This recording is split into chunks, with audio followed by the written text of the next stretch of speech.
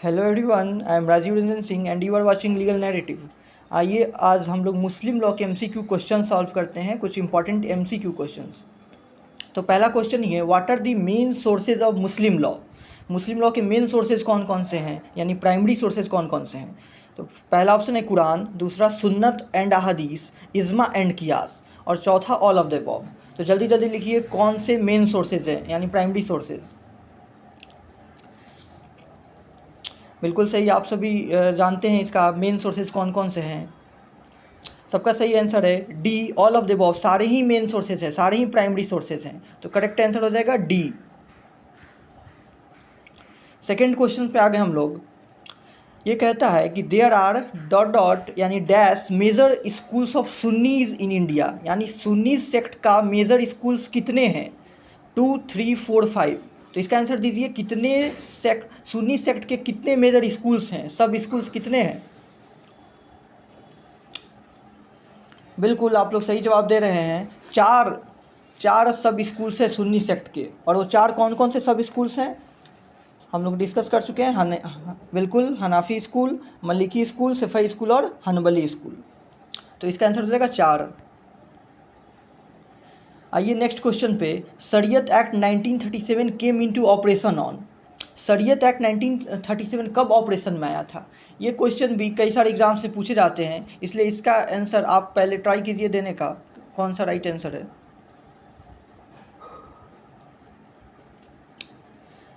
जी, इसका सही आंसर है डी, यानी 7 अक्टूबर 1937।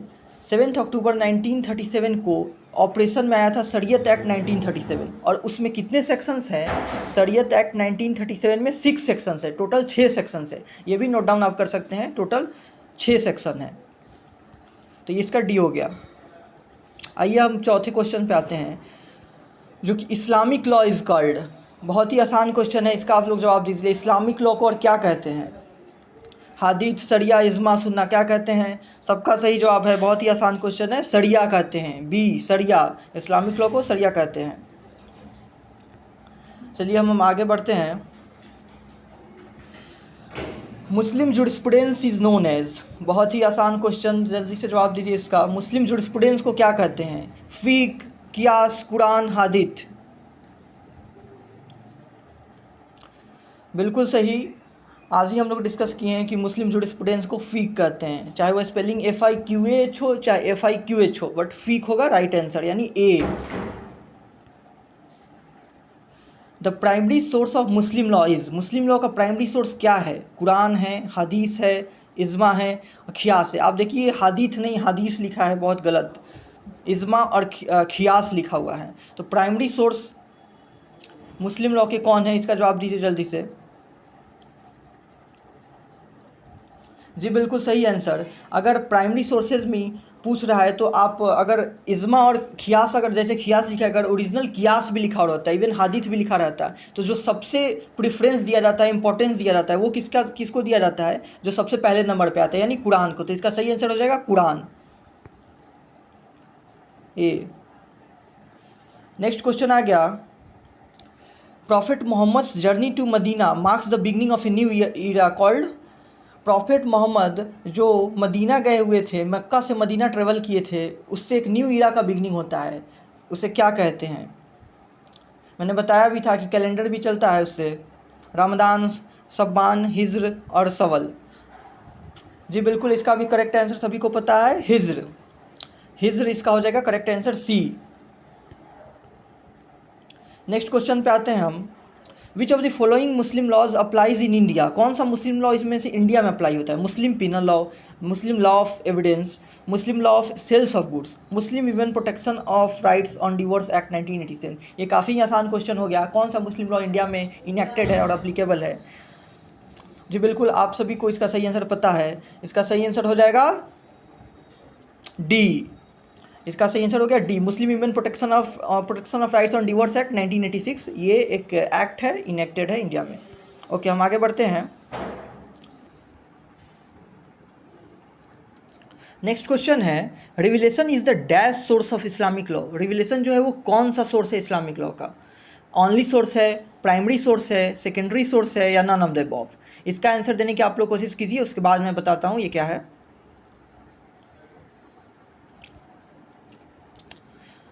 जी आप में से सही जवाब दे रहे हैं आप लोग। इसका सही आंसर हो जाएगा बी, प्राइमरी सोर्स है। अब रिविलेशंस क्या होता है? जो भी मैसेजेस दिए गए थे एंजल गैब्रियल के थ्रू प्रॉफिट मोहम्मद को, और उन्होंने फिर आकर बताया था लोगों को, रिविलेशंस इसी को कहते हैं। और ये जनरली दो तरह के माने जाते हैं, मैनिफेस्ट रिविलेशंस, इंटरनल रिविलेशंस। तो मैनिफेस्ट रिविलेशंस वो होते हैं जो कि कुरान में लिखा गया है, मतलब कुरान जो है वो कुरान बना ही हुआ है मैनिफेस्ट रिविलेशन से। और जो इंटरनल रिविलेशंस है, जनरली जो प्रॉफिट मोहम्मद का ओपिनियन होता है, जो उन्होंने टाइम टू टाइम डिलीवर किया है, उसको इंटरनल रिविलेशंस कहा जाता है। और जो कुरान में है वो मैनिफेस्ट रिविलेशंस है। तो यही रिविलेशंस के टाइप होते हैं। तो ये प्राइमरी सोर्स ही माना जाता है, प्राइमरी सोर्स है, क्योंकि कुरान में है, इसकी बातें कुरान में है और इसकी बातें हादीथ का पार्ट यानी अहादीस का पार्ट बनती है। तो ये प्राइमरी सोर्स में ही आएगा, तो इसलिए बी आंसर हो जाएगा प्राइमरी। आइए आगे बढ़ते हैं। अगला क्वेश्चन है, originator of the modern theory of Islamic law is, modern theory of Islamic law का ओरिजिनेटर कौन है? चलिए इसका आंसर देने की आप लोग कोशिश कीजिए। देखिए मैंने क्लास में बताया था कि classical theory of Islamic jurisprudence का क्रिएटर कौन है, classical theory of Islamic jurisprudence, जो कि ज़्यादा इंपॉर्टेंट है। और मैंने बताया था उसका आंसर क्या होगा, आप सबको पता है क्लासिकल थ्योरी का आंसर। जी हाँ, सिफाई। और ये क्वेश्चन पूछ रहा है मॉडर्न थ्योरी ऑफ इस्लामिक जो लॉ है उसका ओरिजिनेटर कौन है? तो इसके जो ओरिजिनेटर है, इसका आंसर हो जाएगा ए, इग्नास गोल्ड जीहर है। इग्नास गोल्ड जीहर इनका नाम है, यही इसके ओरिजिनेटर है, ए। आइए आगे बढ़ते हैं। Religion of Islam is essentially, Islam का जो धर्म है वो क्या है? ये बहुत ही आसान है, इसका जवाब दीजिए आप। जी आप सब सही बता रहे हैं, यही सही आंसर होगा। क्या होगा? जी बी सही आंसर हो जाएगा। जो इस्लाम धर्म है वो मोनोथेस्टिक है, यानी ये सिंगल गॉड को फॉलो करता है। मोनोथिज्म जो है वो बिलीव करता है कि एक गॉड होते हैं, एक भगवान होते हैं। तो इसका आंसर बी हो जाएगा, बिल्कुल सही। आइए हम अगले क्वेश्चन पे आते हैं। Which one is not a source of Muslim law, इनमें से कौन मुस्लिम लॉ का सोर्स नहीं है? काफ़ी इजी क्वेश्चन है। पहला कुरान दिया हुआ है, दूसरा शरीयत दिया हुआ है, तीसरा हदीस दिया हुआ है और चौथा इज्मा दिया हुआ है। तो बताइए इनमें से कौन सा सोर्स नहीं है?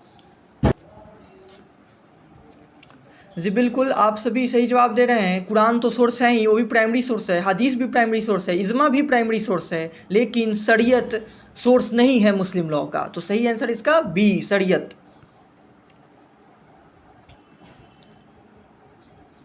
अगले क्वेश्चन पे आ गए हम। Muslim law applies to, Muslim law किस पे अप्लाई होते हैं? पहला दिया हुआ है all persons who are Muslims by conversion, सारे पर्सन जो कन्वर्ट होकर मुस्लिम्स बने हैं उन पे।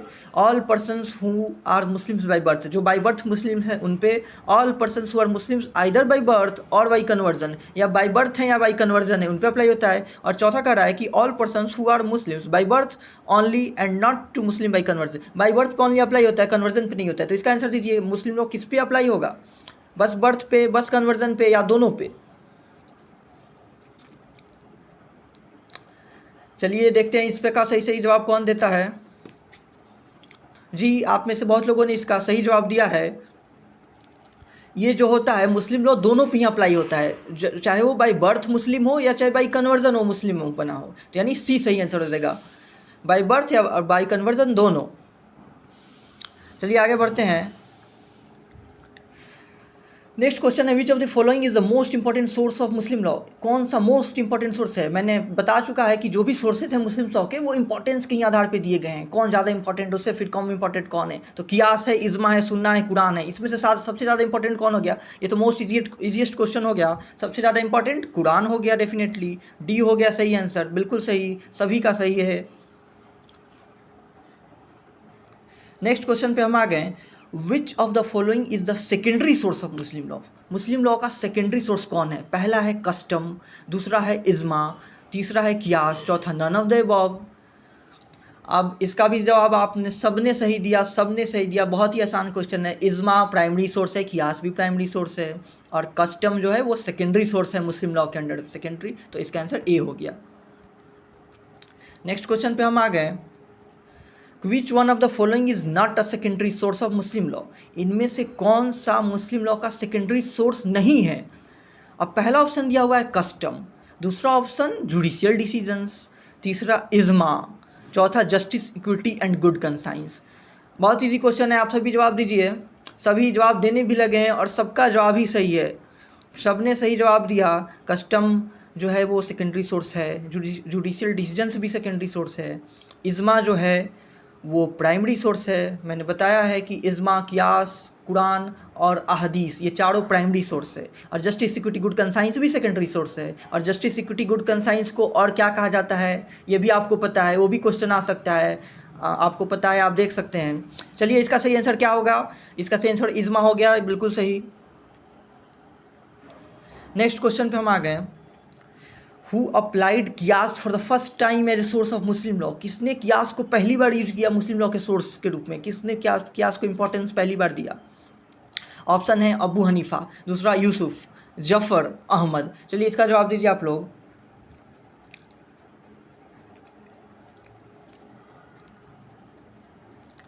जी इसका भी जवाब आप लोग सही सही दे रहे हैं। इसका पहली बार जो use first time as a source Muslim law का यूज़ अप्लाई किया गया किसके द्वारा? अबू हनीफा के द्वारा। सबसे पहले इंपॉर्टेंस इन्होंने ही दिया था, अबू हनीफा ने बिलीव किया था कियास में। तो इसका सही आंसर होगा अबू हनीफा। और मैंने आपको ये भी बताया है कि पहली बार कियास को एज अ रेगुलर रूल्स कौन लेट डाउन किया था, उसका सही जवाब भी आपको पता है, वो आप देख सकते हैं। चलिए लेकिन इसका आंसर हो जाएगा अबू हनीफा।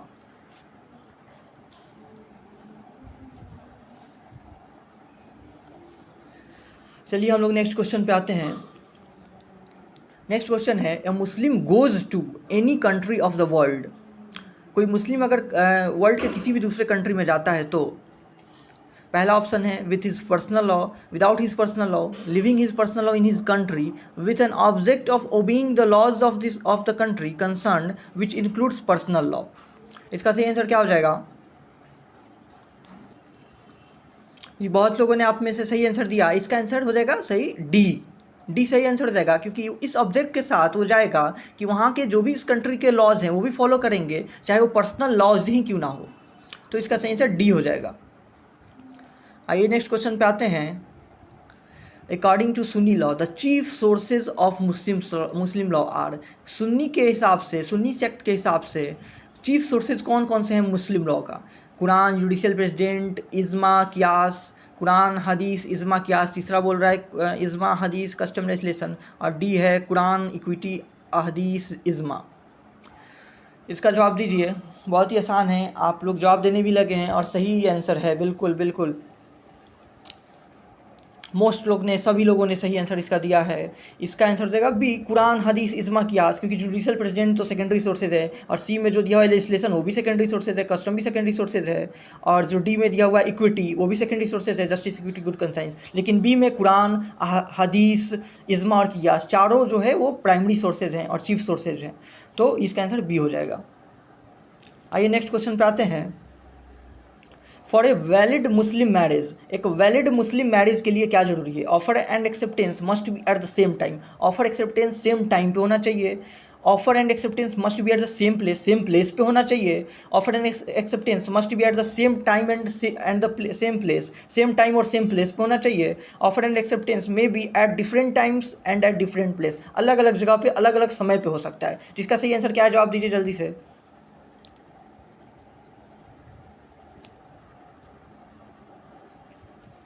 जी बिल्कुल बिल्कुल, इसका सही आंसर हो जाएगा, इसका सही आंसर हो जाएगा सी, बिल्कुल। क्योंकि ऑफर और एक्सेप्टेंस वो सेम टाइम पे भी होना चाहिए और सेम प्लेस पे होना चाहिए, एक ही मीटिंग में हो जाना चाहिए सब कुछ। तो एक मीटिंग अलग अलग जगह पे कैसे हो सकता है और अलग अलग समय पे कैसे हो सकता है? यानी सेम टाइम और सेम प्लेस पे, सी आंसर। ओके आगे बढ़ते हैं। नेक्स्ट इज इज्मा as source of Muslim law means. इज्मा का मतलब क्या है? तो पहला ऑप्शन दिया हुआ है unanimous opinion of the Muslim jurist. Muslim jurist के जो हैं वो यूनैनिमस ओपिनियन, मतलब सर्वसम्मति से जो ओपिनियन बना वो।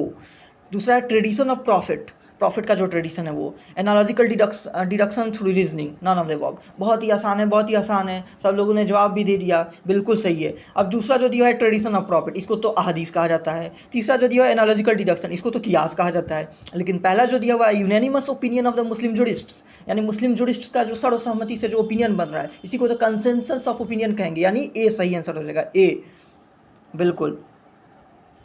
अगले क्वेश्चन पे हम आते हैं। Which of the following are sources of Muslim law. इनमें से कौन से सोर्सेज हैं मुस्लिम लॉ के? कुरान सोर्सेज हैं, सभी को पता है। इज्मा, जी हाँ, बिल्कुल, कियास, बिल्कुल, ऑल ऑफ द अबव। इतना आसान सा क्वेश्चन है, इसमें तो लिखने की भी ज़रूरत नहीं है किसी को। ऑल ऑफ द अबव सभी सोर्सेज हैं। चलिए डी हो गया इसका। अब हम आ जाते हैं अगला क्वेश्चन पे। विच of the following modifies the application of Muslim law? इनमें से कौन से मॉडिफाई करते हैं मुस्लिम लॉ के एप्लीकेशन को? तो पहला कह रहा है मुस्लिम मैरिज डिसोल्यूशन एक्ट 1939, फिर कह रहा है मुस्लिम women protection of rights on divorce act 1986, फिर कह रहा है शरीयत एक्ट 1937। तो ये सारे ही मुस्लिम लॉज के क्या हैं, लेजिस्लेशंस हैं। तो इसका जवाब दीजिए क्या हो जाएगा? इसका सही आंसर हो जाएगा डी, यानी ऑल ऑफ द अबव। यानी सारे ही मुस्लिम लॉज के इंपॉर्टेंट लेजिस्लेशंस हैं, और जो भी लेजिस्लेशंस बनाए जाते हैं वो रेगुलेट करने के लिए ही बनाए जाते हैं। तो यहाँ पे जो भी पर्सनल लॉ के लेजिस्लेशंस है वो सारे ही इंपॉर्टेंट है और सारे ही मुस्लिम लॉ को मॉडिफाई करती है। तो यानी आंसर हो जाएगा D, all of the above. फिर नेक्स्ट पे हम आ गए, शरीयत एक्ट 1937 कंटेन्स ऑनली। इसको तो मैंने स्टार्टिंग में ही बता दिया था कि शरीयत एक्ट 1937 में कितने सेक्शंस हैं। तो आपको याद हो तो बताइए, जल्दी जल्दी जवाब दीजिए, कितने सेक्शंस है शरीयत एक्ट के? मैंने इसी वीडियो के स्टार्टिंग में बताया था। शरीयत एक्ट 1937 में 6 सेक्शंस है, टोटल 6 सेक्शंस है, 6 सेक्शंस जी। अब नेक्स्ट क्वेश्चन कह रहा है कि which one of the following is not a school of Sunni law? यानी सुन्नी लॉ का कौन सा सब स्कूल नहीं है? तो पहला ऑप्शन दिया हुआ है हनबली, मलिकी, सिफई और मोटाजिला। तो बताइए कि सुन्नी लॉ का कौन सा सब स्कूल नहीं है? बहुत ही आसान क्वेश्चन ये भी है। जी हाँ, सभी को पता है, हनबली स्कूल सुन्नी लॉ का एक सब स्कूल है, मलिकी भी है, सिफई भी है, बट मोटाजिला नहीं है। मोटाजिला तो एक दूसरा सेक्ट ही हो गया, शिया सेक्ट, सुन्नी सेक्ट और मोटाजिला था। तो डी आंसर हो जाएगा, डी नहीं है सुन्नी लॉ का सब स्कूल। ठीक है, हम आगे बढ़ते हैं। Which one is not a recognised branch of Sunni school of Muslim law? इनमें से कौन सा सुन्नी स्कूल जो है उसका ब्रांच नहीं है, यानी उसका सब स्कूल नहीं है? तो पहला ऑप्शन दिया इतना आसारिया, दूसरा हनाफी, तीसरा मलिकी, चौथा सिफई। जल्दी से आंसर दे दीजिए इसका, जल्दी से आंसर। मैंने इतना डिटेल में सारे बताए कि सुन्नी लॉ में पॉपुलर कौन कौन से स्कूल्स हैं और सिया में कौन कौन से स्कूल्स हैं, किसमें किसके फॉलोअर्स ज़्यादा हैं। इतना आसारिया एक सिया स्कूल का सब स्कूल है जिसके फॉलोअर्स सिया सेक्ट में सबसे ज़्यादा हैं। तो इतना आसारिया सिया स्कूल है, बाकी हनाफी भी सुन्नी सेक्ट का स्कूल है, मलिकी भी है, सिफई भी है। यानी इसमें ऑड वन कौन हो गया? इतना आसारिया, वो सिया सेक्ट का सब स्कूल है। तो इतना आसारिया ए आंसर हो जाएगा इसका। सही जवाब है आप सबका। चलिए हम आगे आते हैं। चलिए, Muslim law does not apply to which of the following? Muslim law इनमें से किस पे अप्लाई नहीं होता है?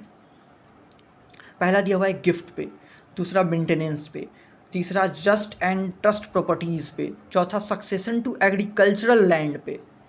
तो चलिए इसका जवाब दीजिए, किस पे अप्लाई नहीं होता है?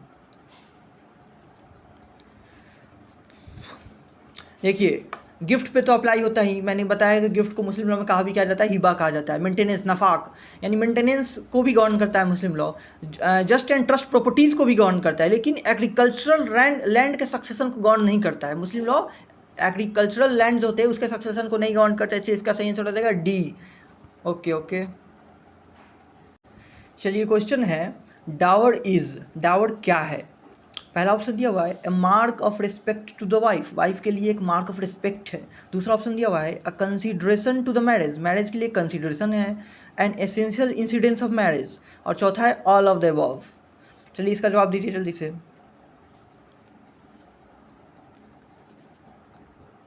जी बिल्कुल, आप सब लोग सही जवाब दे रहे हैं। बहुत ही आसान क्वेश्चन है, आप सब ने सही जवाब दिया। ऑल ऑफ द अबव होगा डेफिनेटली, क्योंकि ये मार्क ऑफ रिस्पेक्ट भी है, कंसिडरेशन ही है, और एसेंशियल इंसिडेंस तो है ही मैरिज का। तो ये ऑल ऑफ द अबव हो जाएगा। डावर इनमें से सब है। चलिए अगला क्वेश्चन पे आते हैं।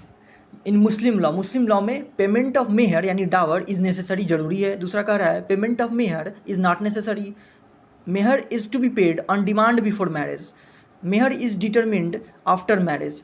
चलिए इसका जवाब दीजिए जल्दी से, बहुत ही ईजी है ये भी। बिल्कुल आंसर आने लगा है और सही आंसर आने लगा है। बिल्कुल सही से आ रहा है। चलिए मैं अब इसका आंसर भी बता देता हूँ। इसका आंसर सही आंसर वही ए ही है, क्योंकि जो बी है, payment of Mehar is not necessary, ऐसा तो है नहीं, पेमेंट ऑफ मेहर, डावर का पेमेंट जरूरी है। मेहर is to be paid on demand before marriage. Even जो प्रॉम्प्ट डावर होता है वो भी जरूरी नहीं है कि बिफोर मैरिज ही दिया जाए, वो भी ऑन डिमांड पेबल होता है, बट बिफोर और आफ्टर मैरिज भी हो सकता है, ये भी मैंने बताया था। और डिफर्ड डावर तो बाद में ही दिया जाता है डिसोल्यूशन के समय में।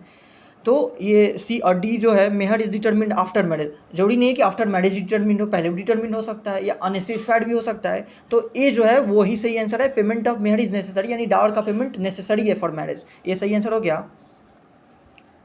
चलिए अगला question, dower in Muslim law is, dower क्या है मुस्लिम लॉ में? पहला डावरी प्रायर, दूसरा कह रहा है sentence an obligation imposed upon the husband as a mark of respect for wife, तीसरा का सेंटेंस है कंसिडरेशन फॉर मैरिज, और चौथा है legal right of the wife. चलिए इसका में से कौन कौन से सेंटेंस सही है ये बताना है, कौन कौन से सेंटेंस सही है इनमें से।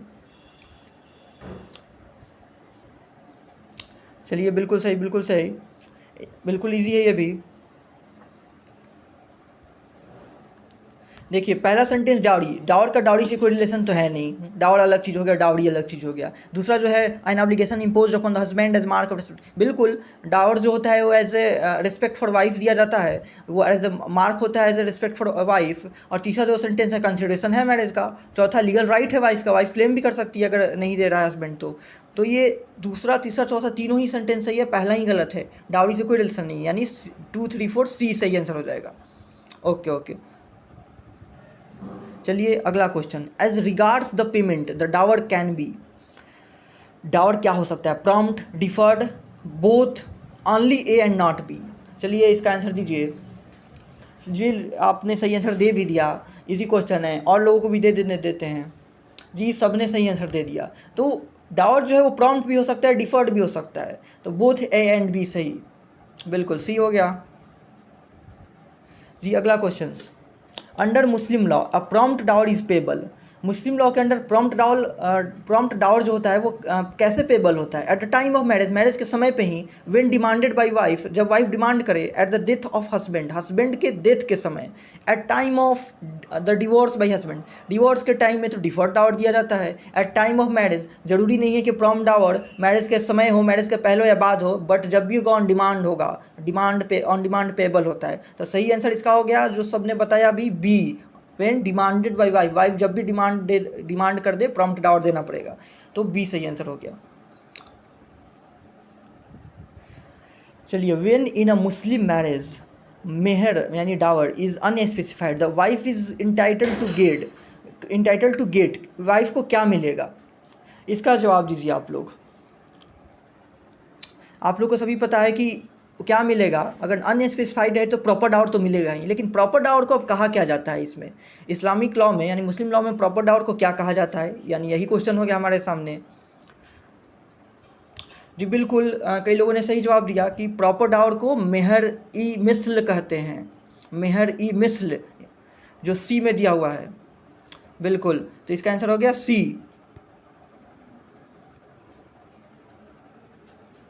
अगला क्वेश्चन है, which of the following is the wife's right when her husband does not pay dower, इनमें से कौन सा वाइफ का राइट है जब हस्बैंड डावर नहीं देता है तो, यानी क्या क्या कर सकती है wife on non payment of dower? तो पहला ऑप्शन दिया हुआ है रिफ्यूज कंज्यूमेशन, कंज्यूमेशन को रिफ्यूज कर सकती हैं। File suit for recovery of dower, dower के रिकवरी के लिए सूट फाइल भी कर सकती है।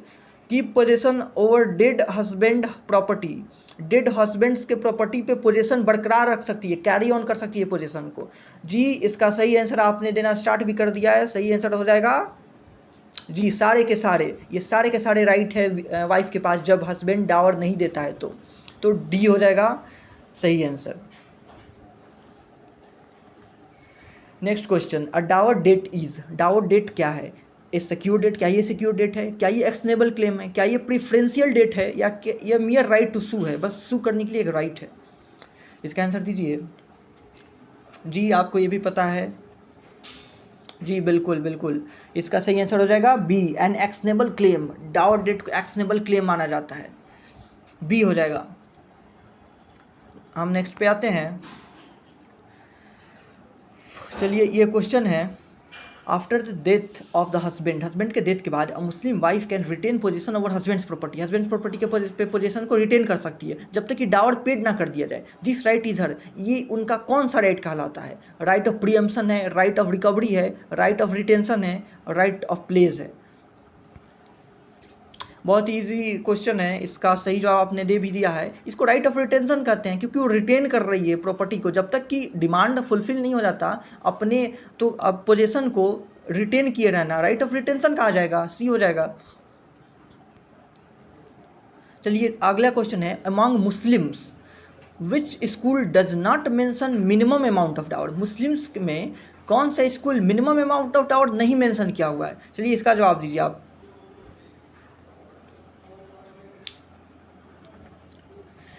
जी इसका जवाब अब मैं बता देता हूँ। क्वेश्चन आप समझ गए हैं कि मुस्लिम्स में किस स्कूल में मिनिमम डावर मेंशन नहीं है। इसका सही जवाब होगा सफ़ई स्कूल में। सफ़ई स्कूल ऐसा है जिसमें minimum amount of Dawar fix नहीं किया गया है, तो इसका सही आंसर हो जाएगा सी, सफ़ई स्कूल।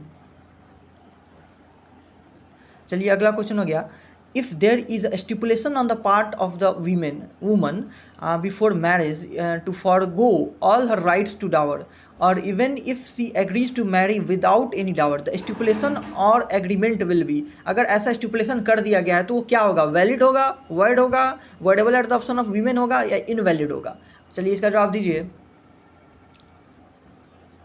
देखिए इवन अगर वीमेन स्टिपुलेट कर देती है या मान जाती है कि वो बिना डावर के शादी करने के लिए तैयार है, अपने राइट्स को छोड़ देती है, तो ऐसा स्टिपुलेट कर देना क्या होगा? वर्ड नहीं होगा, इनवैलिड होगा, इनवैलिड होगा। वैसा एग्रीमेंट को इनवैलिड एग्रीमेंट माना जाएगा, तो डी हो जाएगा इनवैलिड एग्रीमेंट या इनवैलिड स्टिपुलेशन। चलिए नेक्स्ट पे आते हैं। कह रहा है कि what is the position of unpaid dower as per Muslim personal law. Unpaid dower का क्या पोजीशन है मुस्लिम लॉ में? अनसिक्योर्ड क्रेडिटर्स की तरह वो माना उसको ट्रीट किया जाता है या सिक्योर्ड क्रेडिटर्स की तरह। तो इसका जवाब दीजिए आप।